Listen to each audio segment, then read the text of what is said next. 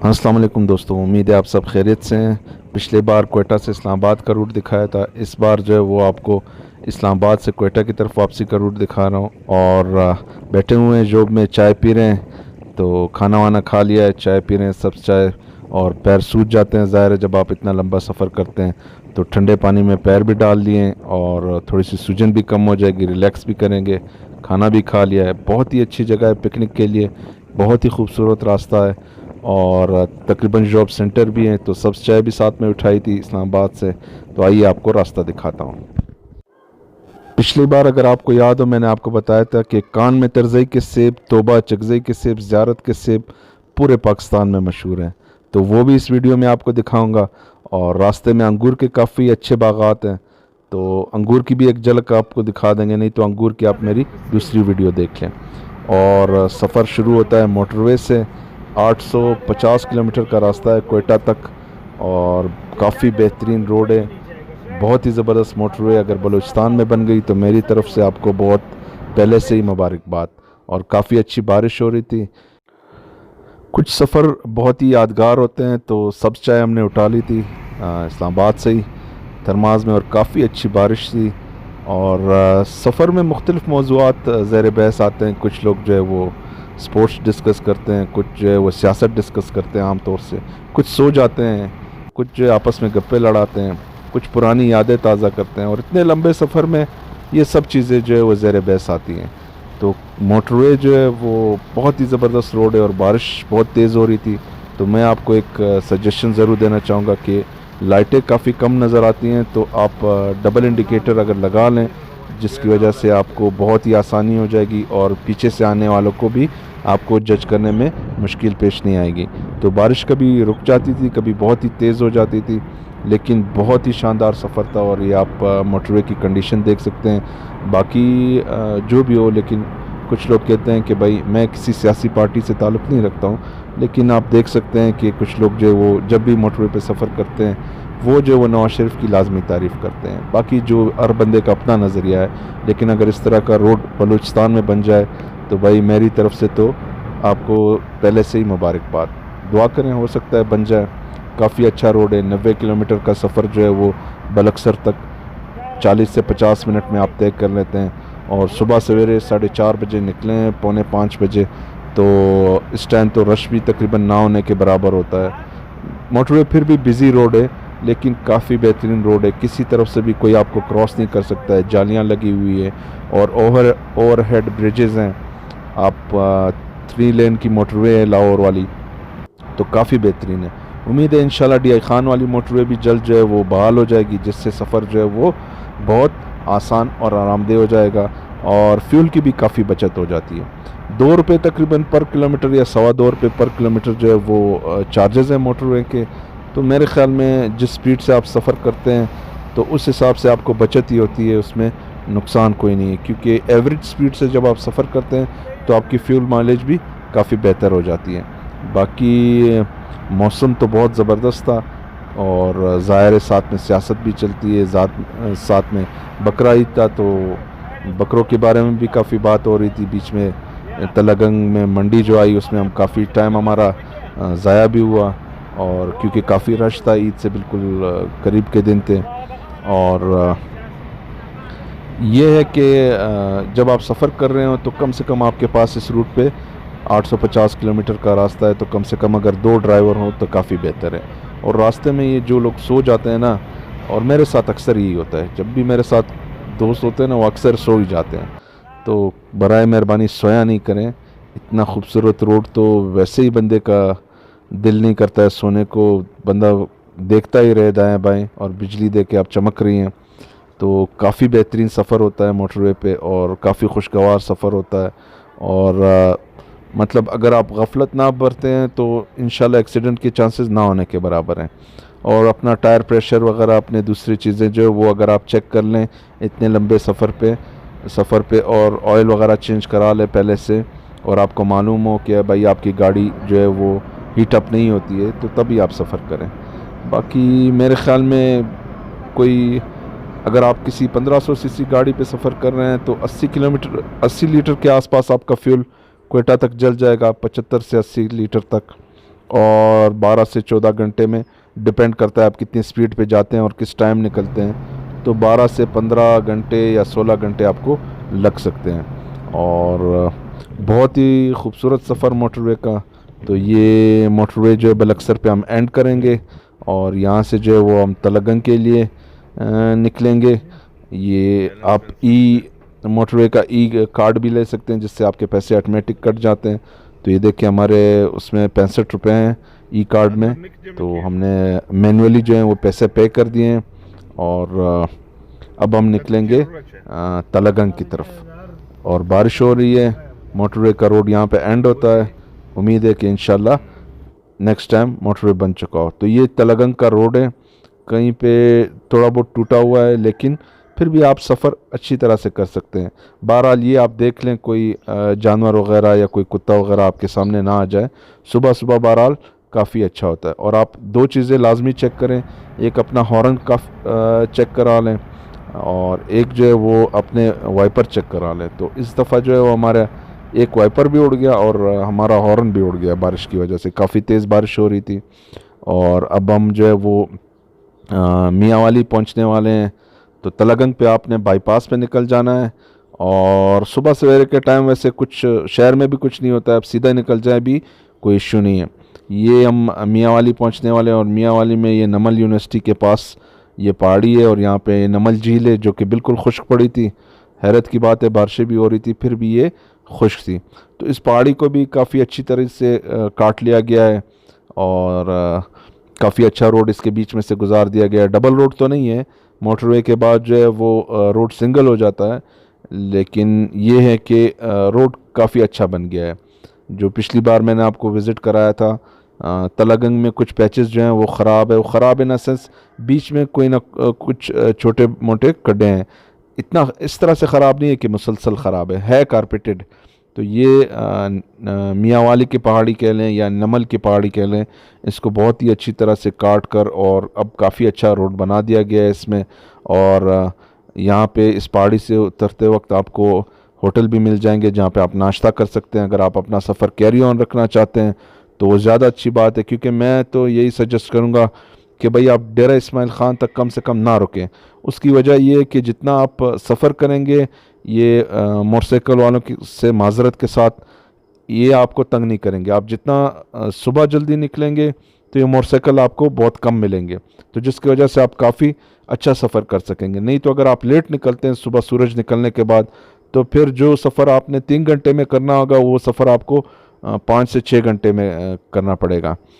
باقی روڈ کی کنڈیشن تو میں آپ کو دکھا دوں، پیچھے بارش ہو رہی تھی، موسم بھی بہت پیارا تھا، اور جیسے میں نے آپ کو بتایا جانور وغیرہ اور یہ موٹر سائیکل وغیرہ ان سے آپ نے کافی احتیاط کرنی ہے۔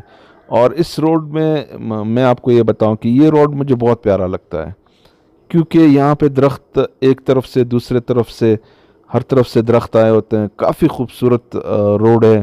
اور یہ سلسلہ تقریباً جب موٹر وے سے شروع ہوتا ہے تو ڈیرہ اسماعیل خان تک یہی سلسلہ چلتا رہتا ہے۔ اور جیسے کہ میں نے آپ کو بتایا کہ ایک کام آپ نے یہ کرنا ہے، اور یہ جو روڈ ہے میاں والی ملتان روڈ، اور بائی پاس ہے میاں والی کا، تو یہی روڈ جو ہے وہ ملتان کو بھی جاتا ہے، لیکن ہم نے ملتان والی سائڈ پہ نہیں جانا ہے، ہم نے ڈیرہ اسماعیل خان والی سائڈ پہ جانا ہے۔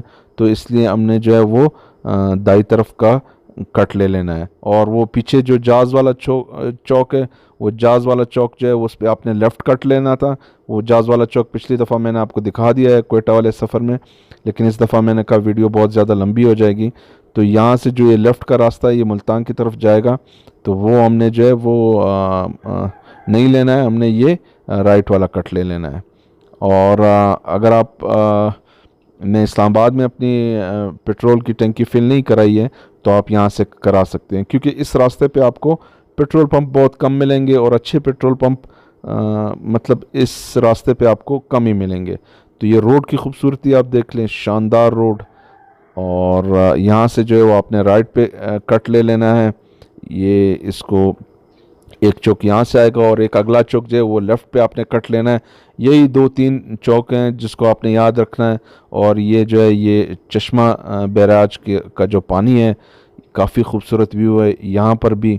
تو چشمہ بیراج اور اس کے بعد جو ہے آپ نے یہ دیکھ لیں، جیسے میں نے آپ کو بتایا تھا راستے میں بھینسیں وغیرہ آ جاتی ہیں، تو ان کو تو کوئی ٹریفک کے رولز پتہ نہیں ہے، بہرحال آپ نے الرٹ رہنا ہوتا ہے۔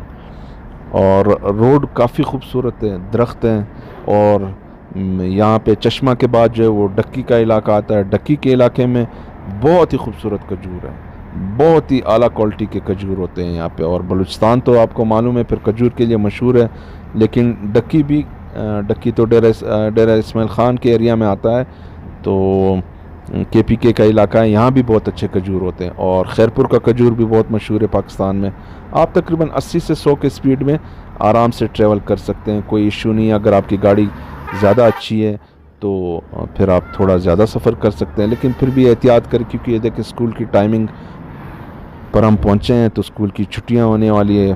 بہرحال ہم اتنا لیٹ تو نہیں پہنچے تھے، لیکن ایسا لگ رہا تھا شاید کوئی پیپرز وغیرہ جو ان کے چل رہے ہیں وہ جو ہے وہ ختم ہو گئے ہیں۔ اور پھر بائک وغیرہ شروع ہو جاتے ہیں، جنکچی شروع ہو جاتے ہیں، ٹریکٹر شروع ہو جاتے ہیں، بیل گاڑی شروع ہو جاتے ہیں۔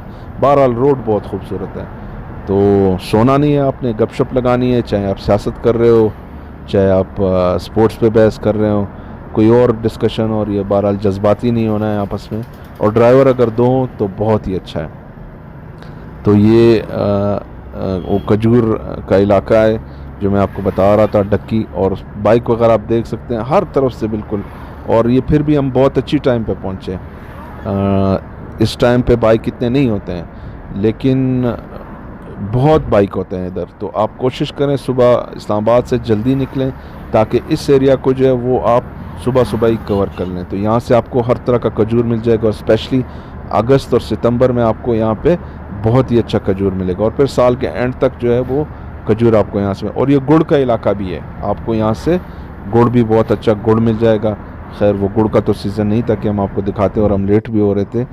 اور یہاں سے آپ نے یہ لیفٹ کٹ مارنا ہے، یہاں پہ بہت اچھا پانی بہہ رہا ہے، ڈکی یہاں سے سٹارٹ ہوتا ہے، تو یہاں پہ پکنک پوائنٹ بھی ہے، پکوڑے وغیرہ بھی آپ کو مل جائیں گے۔ لیکن اگر آپ اپنا کوئی سالن ساتھ میں اٹھا لیں تو وہ زیادہ بہتر ہے، کیونکہ یہ یہاں کے ہوٹلز وغیرہ اور یہ چیزیں جو ہیں وہ بہرحال پیٹ وغیرہ خراب کر سکتی ہیں لمبے سفر میں۔ اور ویو آپ چیک کریں، آپ یہ ویو چیک کریں، میرے خیال میں ایسا ویو تو بہت ہی مشکل سے آپ کو کسی بھی روڈ پہ مسلسل نظر آئے گا۔ موٹر وے سے شروع کر لیں آپ، روڈ کے دونوں طرف جو ہے درخت لگے ہوئے ہیں، اور ڈیرہ اسماعیل خان تک یہ سلسلہ جو ہے وہ متواتر جاری رہتا ہے۔ بہت ہی خوبصورت روڈ ہے، اور اگر آپ اس روڈ کو انجوائے کریں گے اور گپ شپ کریں گے تو بہت ہی مزہ آئے گا۔ تو ہم نے سبز چائے اٹھائی ہوئی تھی ساتھ میں، سبز چائے بھی موٹر وے پہ تو پینا آسان تھا، یہاں پہ چائے پینی تھوڑی سی مشکل ہو رہی تھی۔ دیکھیں آپ ٹریکٹر اور یہ وہ آپ 100 کی سپیڈ میں جا رہے ہیں، اور آپ کے آگے ٹریکٹر اور یہ آ جاتے ہیں۔ تو ڈیرہ اسماعیل خان نے کراس کر لیا ہے، اب جو ہے وہ ہم مغل کوٹ کی طرف جا رہے ہیں، اور درابند اور مغل کوٹ، تو درابند بھی میرے خیال میں کراس کر چکے ہیں، اور مغل کوٹ کی طرف ہیں۔ یہ روڈ بھی سارا بن چکا ہے، پچھلی بار تھوڑا بہت ڈائیورشن تھا اس میں، لیکن اب بھی یہ سارا کارپیٹڈ ہے۔ تو بالکل میں نے میٹر چیک کر کے دیکھا، 1.5 کلومیٹر 1500 میٹر صرف 1500 میٹر ڈائیورشن ہے، اس کے علاوہ ڈائیورشن نہیں ہے۔ تو آپ یوں سمجھ لیں کہ جب تک آپ سفر کریں گے تو ہو سکتا ہے وہ 1.5 کلومیٹر کا روڈ بھی بن گیا ہو، اور بالکل آپ کو جو ہے وہ سموتھ سا سفر ملے۔ تو 850 کلومیٹر کا سفر ہے۔ بہرحال یہ ہے کہ ظاہر ہے آپ مسلسل سفر کر رہے ہوتے ہیں، ٹریفک بھی ہوتا ہے، تو آپ آن ایوریج ایسا سمجھ لیں کہ آپ ایوریج 80 سے 100 کلومیٹر کی سپیڈ پہ جا سکتے ہیں۔ تو بیچ میں چھوٹے موٹے بازار آتے ہیں، یہ ڈیرہ اسماعیل خان کا علاقہ جو ہے بائکس وغیرہ آتے ہیں، تو آپ 12 سے 14 گھنٹے میں آرام سے انشاءاللہ پہنچ جائیں گے۔ اچھا دوستو، 2 سجیشنز ہیں میری، ایک تو میری عام عوام کے لیے ہیں کہ اگر آپ ٹریولنگ کرنا چاہتے ہیں تو آپ شیخو موٹرز کو لازمی سبسکرائب کریں، بہت ہی انفارمیٹیو ویڈیوز ہوتی ہے گاڑیوں کے بارے میں، آپ کو گاڑیوں کے بارے میں بہت ہی اچھی معلومات ملے گی شیخو موٹرز پہ۔ اور سیکنڈلی، جب بھی میں جوب کے اس راستے سے گزرتا ہوں، ایک تو یہ بہت ہی خوبصورت علاقہ ہے، سیکنڈلی یہاں پہ اکثر بارش ہوتی ہے، تو اس دفعہ بھی جب ہم ٹریول کر رہے تھے بالکل دانسر کے پہاڑوں میں تو بارش شروع نہیں ہوئی، لیکن جیسے ہی ہم جاب سے نکل رہے تھے تو کافی اچھی بارش دوبارہ شروع ہو گئی۔ تو اگر فورسٹ کے بلوچستان کے فورسٹ کے حوالے سے کوئی یہ سن رہا ہے، میری کوئی ویڈیو دیکھتا ہے، تو اگر اس علاقے میں درخت لگائے جائیں تو یہاں پہ درخت انشاءاللہ کافی جو ہے وہ سروائیو کر سکتے ہیں، کیونکہ یہاں پہ اکثر بارشیں ہوتی رہتی ہیں، اور اگر کوئی اچھی ویرائٹی پائن ٹریز کی لگائی جائے تو ایک تو اس سے جو ہے وہ بلوچستان کو کافی آمدنی ہو سکتی ہے سیاحت اور ٹورزم کے حوالے سے، اور سیکنڈلی جو ہے وہ آپ کو معلوم ہے لکڑی کا بہت ہی بڑا کاروبار ہے، نیوزی لینڈ آسٹریلیا اس پہ بہت ریلائی کرتے ہیں اور باقاعدہ ملینز آف ٹریز جو ہے وہ سالانہ لگاتے ہیں، تاکہ جو ہے وہ ملک کو بھی فائدہ ہو، ٹورزم کو بھی فائدہ ہو، آکسیجن لیول بھی بحال ہو۔ تو یہ ساری چیزیں جو ہے وہ درخت لگانے سے بہتر ہو جاتی ہیں، اور باقی روڈ تو میں آپ کو دکھا رہا ہوں، نظارے بھی کافی خوبصورت ہے، بادل بھی، اور جیسے ہی ہم ان پہاڑوں سے باہر نکلیں اور اس طرح کے چھوٹے موٹے دیکھیں آپ، یہ پل میں کچھ کام ہوا ہے مرمت کا، تو ایسے پیچز آپ کے سامنے آ سکتے ہیں۔ بہرحال پچھلی بار جو ہے وہ 3-4 حادثے ہوئے تھے جب ہم جا رہے تھے، اس بار الحمدللہ کوئی حادثہ نہیں ہوا تھا، تو یہ کافی خوشائند بات تھی۔ اور 30-40 کلومیٹر کا جو ڈائیورشن تھا وہ بھی اب صرف 1.5 کلومیٹر کا رہ چکا ہے، جس کو آلموسٹ بنا لیا گیا ہے، بس اس کو صرف کارپیٹڈ کرنا یا تھوڑا بہت جو سریے کا کام ہے اس میں بجری ڈالنا، بہرحال سریے کا کام بھی اس کا کمپلیٹ ہے، تو پل آلموسٹ کیا بلکہ سارے ہی بن چکے ہیں۔ اور آپ یہاں بھی کسی جگہ سٹے کر سکتے ہیں، یہاں پہ آپ کو کوئی خاص ہوٹل تو نہیں ملیں گے۔ بہرحال ہم نے پہاڑوں سے نکل کر یہاں پل سے اتر کر کافی اچھا پانی بہہ رہا تھا، تو ہم نے ڈیرہ اسماعیل خان سے جو ہے وہ پلاؤ اٹھا لیا تھا، اور چرغا اٹھایا تھا اسلام آباد سے، تو ساتھ میں چائے بھی تھی، تو ہم نے یہاں پہ کافی اچھا لنچ انجوائے کیا۔ اور محمود بھائی کو بہت ہی اچھا، کیونکہ وہ ٹریول کرتے رہتے ہیں ان کو معلوم ہے، تو ڈیرہ اسماعیل خان کو سے انہوں نے کافی اچھا پلاؤ اٹھایا، حافظ کے نام سے تھا، راستے میں ہی تھا، تو ہم نے یہاں پہ لنچ کیا، بہت ہی انجوائے کیا، کھانا کھا لیا ہے اور سب چائے پی رہے ہیں، تھوڑی سی تھکن بھی دور کر رہے ہیں، اور پیر ٹھنڈے پانی میں ڈال دیے ہیں، سوجن بھی کم ہو جائے گی اور تھوڑا ریلیکس بھی ہو جائیں گے۔ مائک جو ہے وہ صحیح فٹ نہیں ہوا تھا، تو جس کی وجہ سے آواز دوبارہ ڈب کرنی پڑ رہی ہے۔ بہرحال ویڈیو پچھلی بار لوگوں نے ڈیمانڈ کی تھی کہ آپ نے ڈیٹیل میں نہیں بنائی ہے، تو اس بار میں ذرا ڈیٹیل میں بنا رہا ہوں، تو امید کرتا ہوں آپ نے تسلی سے دیکھی ہوگی اور چائے انجوائے کر رہے ہوں گے۔ اور ایک ریکویسٹ اور ہے، شیخو موٹر کو یوٹیوب پہ لازمی سبسکرائب کرے، بہت ہی فائدہ مند ہے آپ کے ٹریولنگ کے لیے۔ تو اس طرح کے پکنک سپورٹس، کافی اچھا پانی بہہ رہا ہے، اس طرح کے پکنک سپورٹس آپ کو جوب کے آس پاس اور دانسر کے علاقے میں مل جائیں گے، لیکن ایک ریکویسٹ یہ ہے کہ آپ ایسی جگہ پہ سٹے کریں جہاں پہ 2-4 گاڑیاں اور بھی کھڑی ہو، کیونکہ بہرحال کوئی پتہ نہیں ہوتا ہے، سیف ہے علاقہ، سیف ہے، میں آپ کو ڈرا رہا نہیں ہوں، لیکن میں احتیاطاً ایک بات کر رہا ہوں، کل کو کوئی ایشو نہ ہو جائے، تو آپ کوشش کریں یا کسی ہوٹل پہ سٹے کریں یا کسی ایسی جگہ سٹے کریں، تو یہ پل بھی سارے نئے بن چکے ہیں، کسی ایسی جگہ سٹے کریں جہاں پہ 2-4 گاڑیاں پہلے سے کھڑی ہو، تاکہ آپ کو ذرا سیفٹی محسوس ہو، کیونکہ دشت بیاباں والے علاقے ہیں اور کافی اچھا پانی بہہ رہا تھا، اور اس پانی میں جب میں نے اپنے پیر ڈالے تھے تو چھوٹی چھوٹی مچھلیاں جو بالکل پیروں سے چمٹ جاتی ہیں، گدگدی بھی ہو رہی تھی اور بہت اچھا بھی لگ رہا تھا۔ اور اس پل سے پہلے جو یہ آپ کو نظر آئیں گے کافی سارے اس طرح کے سٹالز، زیادہ تو نہیں ہوتے ہیں، بہرحال آپ یہاں سے کوئی تربوز وغیرہ خرید سکتے ہیں اور انجوائے کر سکتے ہیں اپنے سفر کو۔ یوب پہنچنے سے پہلے بھی یہ روڈ کے دونوں طرف درخت لگے ہوئے ہیں، تو یہ سینز تو میں نے آپ کو بتایا ہی ہے، مجھے بہت اچھے لگتے ہیں۔ بارش بھی دوبارہ شروع ہو گئی تھی، اور بارش میں تھوڑی سی احتیاط بھی کرنی چاہیے، اور کم سے کم آپ ڈم لائٹ لگا لیں یا ڈبل انڈیکیٹر لگا لیں، کچھ لگا لیں آپ، تو زیادہ بہتر ہوگا۔ اور یوب کا بائی پاس اس دفعہ ہم نے استعمال کیا، 4 سال پہلے بھی میں اس روڈ پہ آیا تھا، اس کی یہی حالت تھی، آج بھی اس کی یہی حالت ہے، تو کام سے میری گزارش ہے کم سے کم اب اس بائی پاس کو تو بنا دو بھائی، اتنے اگر چھوٹی گاڑی کے لیے زیادہ مسئلہ نہیں ہے، لیکن یہ ٹرکس وغیرہ جو کہ 50 ٹن 30 ٹن لوڈ لے کر نکلتے ہیں، تو ان بیچاروں کا بھی آپ کچھ خیال کر لو۔ تو بارش دوبارہ شروع ہو گئی تھی، اور ندی نالے بھی دکھنے شروع ہو گئے تھے جن میں پانی آ رہا تھا، اور ہر طرف سے دیکھ لیں آپ، کیونکہ بلوچستان میں ڈھلوان بہت زیادہ ہے تو آپ کو ہر طرف سے پانی آتا ہوا دکھائی دے گا. اور پھر یہ گرمیوں کی بارش ہے تو یہ تیز ہوتی ہے، عام طور سے اکثر تیز بارشیں ہوتی ہے اور پانی بھی بہت جلدی آ جاتا ہے. بہرحال خوش آئند بات یہ ہے کہ پل سارے بنے ہوئے ہیں. اور یہاں پہ آپ کو انگور کے باغ جو ہیں وہ بھی کافی سارے دیکھنے میں ملیں گے. اور خان وزئی کی طرف جا رہے ہیں، قلعہ سیف اللہ خان وزئی. اور کان میں ترزئی کے سیب کا میں نے آپ سے وعدہ کیا تھا کہ اگر کبھی موقع ملا تو میں آپ کو ضرور دکھاؤں گا. تو اس دفعہ ابھی تک پکے نہیں ہیں، اگست میں پکتے ہیں، لیکن ظاہر ہے یہ ویڈیو میں تقریباً عید سے دو دن پہلے بنا رہا ہوں. تو ڈیٹ میرے خیال میں غالباً 19 جولائی. تو احتیاط آپ نے کرنی ہے اوور ٹیکس وغیرہ میں. تو 19 جولائی کی ویڈیو اگر میں تقریباً 10 اگست یا 15 اگست کو بناتا یہ ویڈیو تو آپ کو سیب بالکل اپنے کوالٹی والے حالت میں اور اچھے کلر میں، فریش کلر میں ملتے ہیں. بہرحال ابھی بھی میں آپ کو دکھاؤں گا. اور یہاں سے جو ہے قلعہ سیف اللہ سے پھر بہت زیادہ چڑھائی شروع ہو جاتی ہے اور آپ کو اس طرح کے ہوٹل مل جاتے ہیں. جوب کے بعد آپ کو ہوٹل ملنے شروع ہو جاتے ہیں.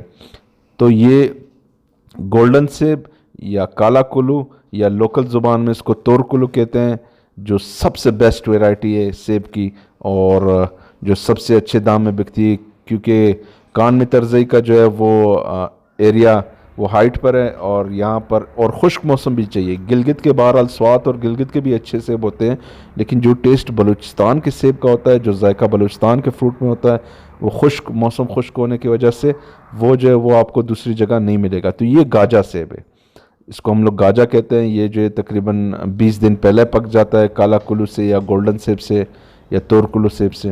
اس کا بھی بہرحال بہترین ٹیسٹ ہوتا ہے، لیکن جو نمبر 1 پہ ہے وہ نمبر 1 پہ کالا کلو یا گولڈن سیب ہے. تو وہ اگست سے سٹارٹ ہوتا ہے مارکیٹ میں، یا آپ یوں سمجھ لیں 15 اگست سے سٹارٹ ہوتا ہے. اور انگور اور انار کی ویڈیو تو میں نے آپ کو دکھائی ہے، لیکن ایک دفعہ اور بھی میں انشاءاللہ انار، انگور اور سیب کی ویڈیو لوڈ کروں گا. بہرحال انگور کی تو انشاءاللہ بہت جلد میں لوڈ کروں گا، کیونکہ انگور ابھی سٹارٹ ہیں. تو یہ آپ ان کا کلر دیکھ سکتے ہیں اور ان کا ٹیسٹ بھی بہترین ہوتا ہے. تو مجھے اپنی دعاؤں میں یاد رکھیں، شیخو موٹر کو سبسکرائب کریں اور اپنا بہت سارا خیال رکھیں. اللہ حافظ.